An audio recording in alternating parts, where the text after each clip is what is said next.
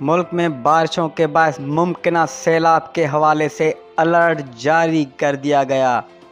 اسلام آباد N D M اے نے اگلے 48 گھنٹوں میں ملک کے مختلف حصوں میں مزید بارشوں کی پیش گوئی کی ہے اور اس حوالے سے الرٹ بھی جاری کیا ہے۔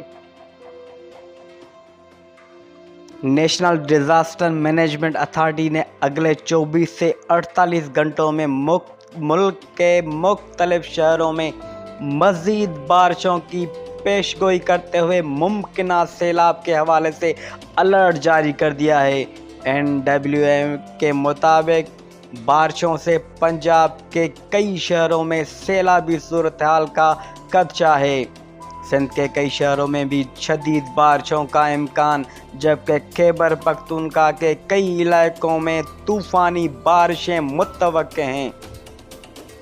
NDMA کے حکام کا بتانا ہے گلگت بلتستان کے کچھ علاقوں میں گلیشیئر پگھلنے سے سیلابی صورتحال کا خطرہ ہے، جبکہ آزاد کشمیر کے علاقوں میں بھی شدید بارشوں اور اربن فلڈنگ کا امکان ہے۔